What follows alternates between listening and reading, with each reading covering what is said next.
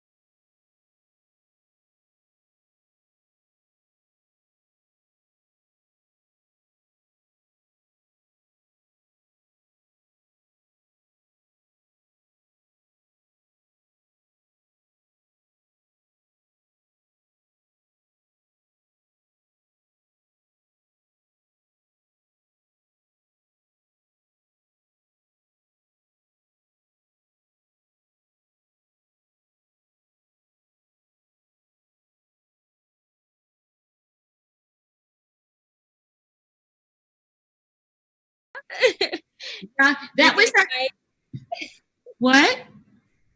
With the eyes.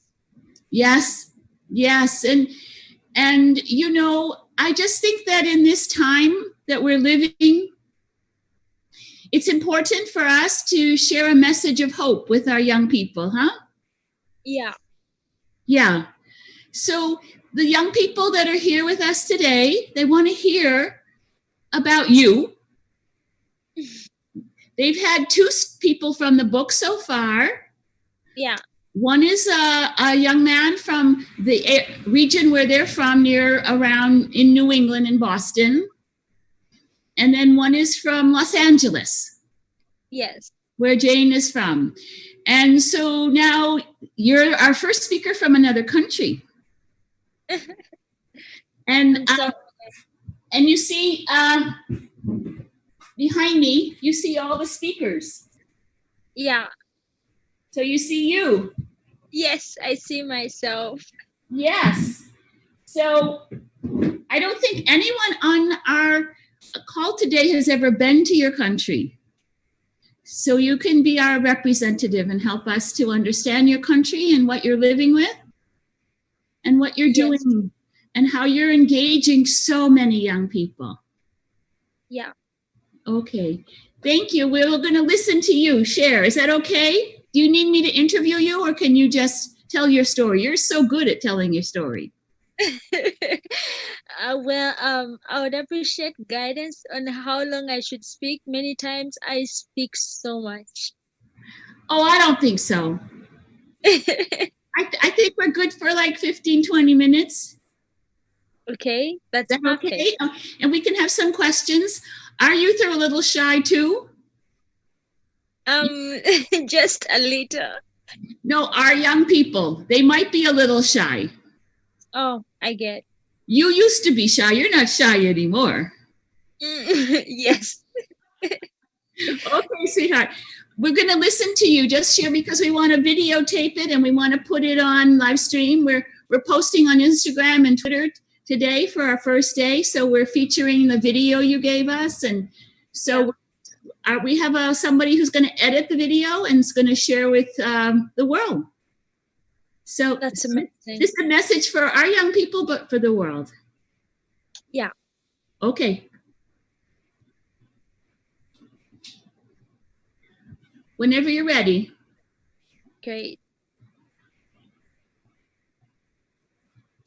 Hi, everyone. I'm so happy to be here. My name is Vanessa Nakate, and I'm a climate activist from Uganda. I'm so excited to be speaking to you today, especially about my activism and why I started doing activism.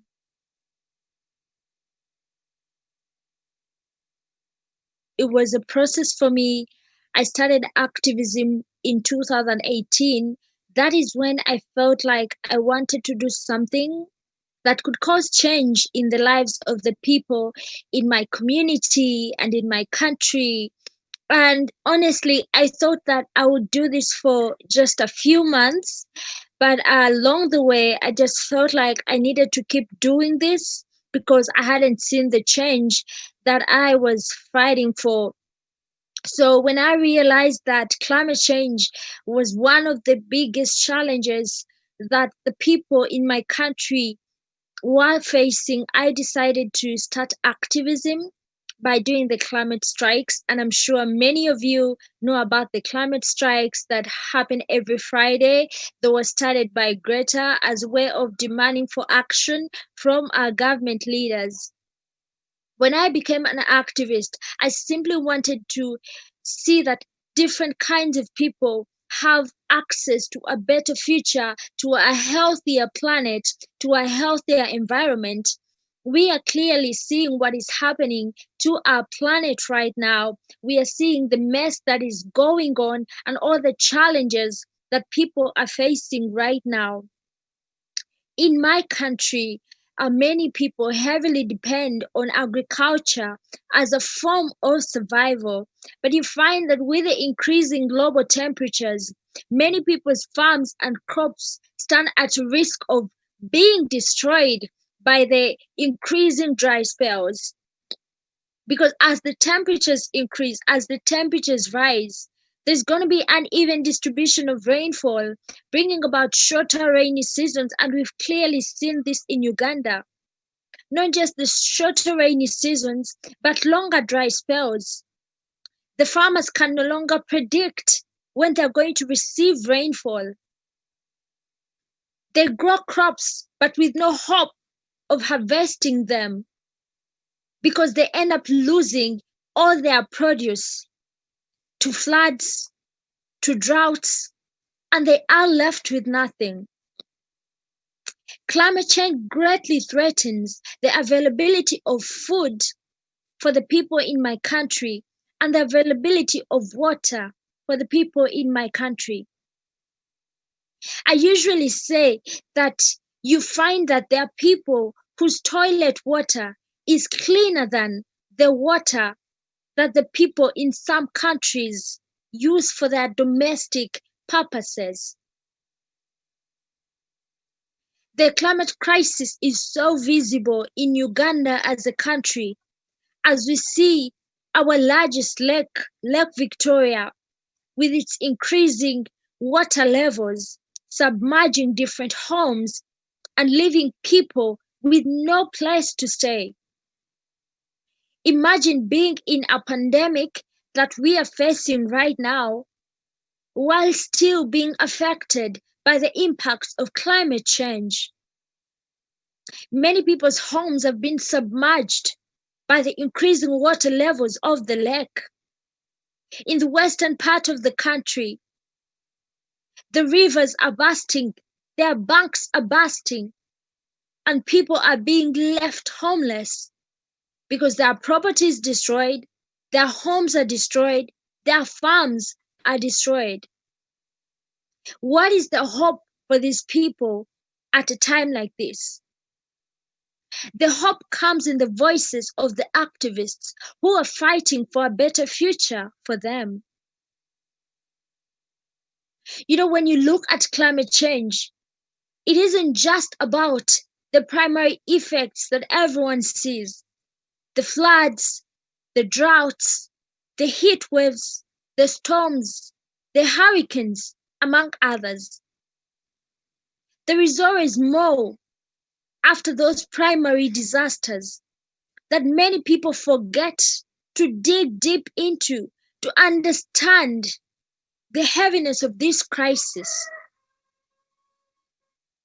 Do you ever sit down and think about what happens to a family after they have lost everything to a flood or to a landslide? Most families are forced to migrate with the hope of finding better places for living and survival. But unfortunately, they are pushed into impoverished communities. They're pushed into slums whereby they have to struggle to survive. Some of them are subjected to risks of human trafficking as a result of them trying to get something to eat, something for their children. And what do we know about human trafficking? It comes with forced labor, sexual slavery, gender-based violence. These are things that we never think about. Do you ever think about the conflicts that arise because of climate disasters? Well, if you don't see the connection between the conflicts and climate change, I will explain it to you in the simplest way possible by giving you the example of one of the lakes in Africa, and that is Lake Chad. This lake has shrunk to 10th its size in just 50 years. But the number of people who need the fresh waters of this lake is not reducing. The population continues to grow. As a result, people are going to start struggling for the resources because they want ownership, they want leadership over the waters of the lake. Many communities are going to get involved in local fights, in local conflicts, just to have access or authority over the water sources. I mean, what do you expect if the resources are limited? Everyone will try to survive. Clearly showing you that any efforts of building peace in some communities, they are pointless if we do not address climate change. Climate change affects almost everything that concerns us. You cannot eradicate poverty without addressing climate change. Many people are trying so much to get out of poverty through the crops that they grow, through the crops that they sell. But when they lose everything to the climate disasters, they are pushed back to zero and they have to start from scratch again. So you see how much climate change continuously pushes people into extreme poverty. So we won't be able to eradicate poverty if we do not stop climate change. Talk about zero hunger. How can we be able to achieve zero hunger with our farms getting destroyed, with our crops being swept away, with our crops being dried up by droughts or the floods? We cannot be able to achieve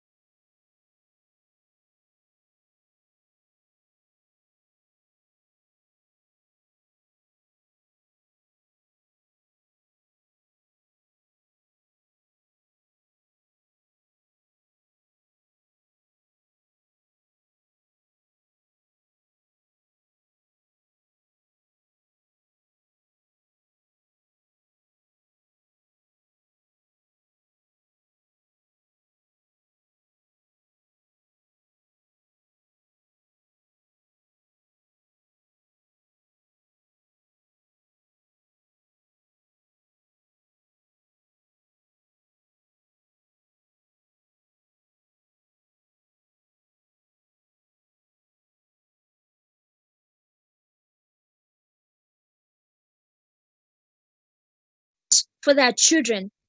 In my country, Women are not allowed to climb trees. But in the case of an occurrence of a flood, the first way of survival is by climbing a tree. So now you see that if a climate disaster occurs, if 5 men die in that disaster, 15 women will die in the same disaster. Some women are found pregnant. Some of them are single mothers. Climate change affects every aspect of our life. And this is why it is important for all of us to get involved in demanding for action, in demanding for change. It doesn't matter where you come from. It doesn't matter who you are. Your platform doesn't matter. What really matters are the small actions that you will take to ensure that everyone has access to a better future, to ensure that the resources of the coming generations are not compromised. It is the small acts that will bring about change in this world. And you can do something about this. In your own capacity, you can bring about change in your community, in your country. Climate change affects us all. It doesn't matter whether you feel its impacts right now. You not feeling the impacts or seeing them directly affecting your life does not erase the existence of the climate crisis. We need to continuously hold our leaders accountable for the mess that we are in right now. We need to keep speaking up. We shouldn't keep silent when our leaders are continuously investing in the fossil fuel industry and continuously opening up new coal power plants, new oil refineries. We cannot keep silent because we have to keep the degrees below 2 degrees Celsius. 1.5 is already bad. We are already seeing how bad it is, how people are suffering, how people are dying, how livelihoods are being destroyed. We cannot afford to exceed that. We cannot afford not to take action.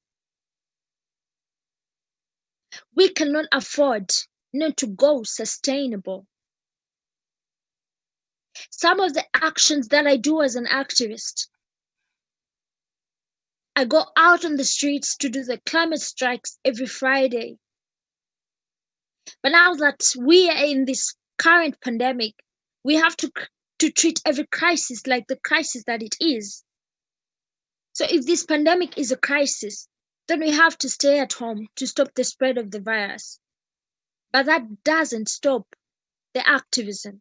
We continue to speak up online, on social media, on our different platforms, and you can do that as well. The other things that I do are projects whereby I tell stories of other climate activists because I know the struggle of being heard. I know the struggle of being listened to, of your story being told. So I try as much as possible to make sure that every other activist is given a platform. I also started a project that involves the installation of solar panels, solar energy, and institutional stoves in school. And I'm so happy about this project simply because it is bringing about change in these rural communities. It is a learning experience for the students, for the parents, for the teachers. And I mean, we need to transition to renewable energy as soon as possible. But if people cannot access renewable energy, then we have to try and make it accessible for them. And this project is fully monitored and financed by the internet. I also do school reach out with fellow activists in Uganda, like Evelyn, like Davis, Edwin, Kevin from Kenya, Joshua, among others. There's so many. We do this activism. We do these activities. We go to these schools and talk to students because we believe that if we educate the younger generation, they will be able to do the right thing to save our planet, to ensure conservation of our environment. And you who is watching me, you can do something. In your capacity, you can do something. It doesn't matter what you have. It doesn't matter the resources that you have. Your voice matters. Your voice can change a life. I usually say that every activist has a story to tell. So meaning you have a story to tell the moment you decide to start climate activism. And every story has a solution to give. So you have solutions for the world. You have solutions for our planet. So do not keep silent. And every solution has a life to change. What I'm trying to tell you is that the moment you take the step of action, of activism, you are saving a life somewhere. Thank you so much for listening to me. Thank you, Vanessa. That was so beautiful. You bring tears to my eyes. You speak I'm from glad. your heart. You speak from your heart. So, go ahead. I'm glad that you loved it. Absolutely. And right now we're streaming live and we're posting, so people are seeing you, and we'll repost it with your new video. And I didn't know if anyone, Trevor or Jack or Tanar, anyone, do you have any questions for Vanessa while we have a couple minutes?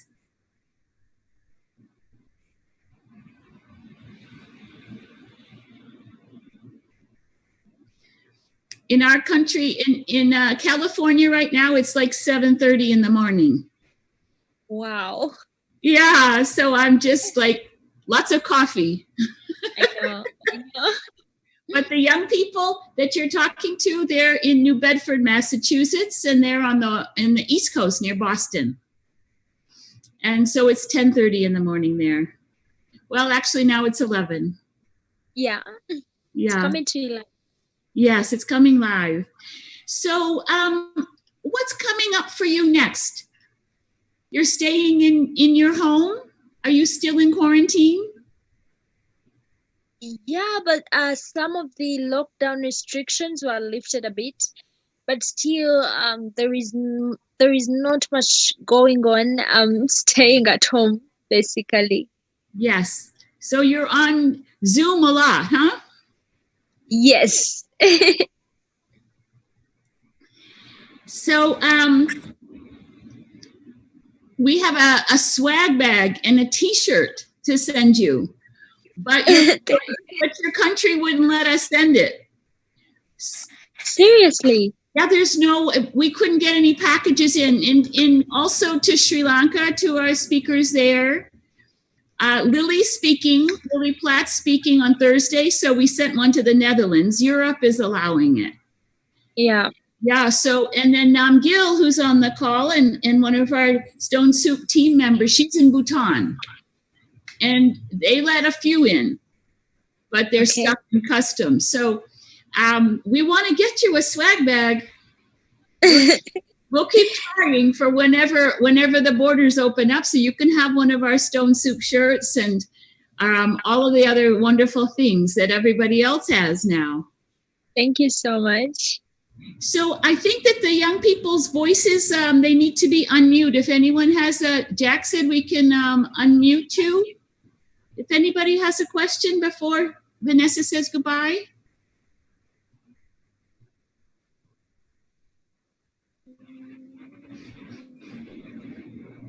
Well, they're listening. They're listening. I don't think they've ever quite met anyone quite like you, Vanessa. Why do you say so? Well, you have this bright light and this passion. And, I think you see people like you and on TV, but to be right with us, it's really, your light shines so bright. Thank you.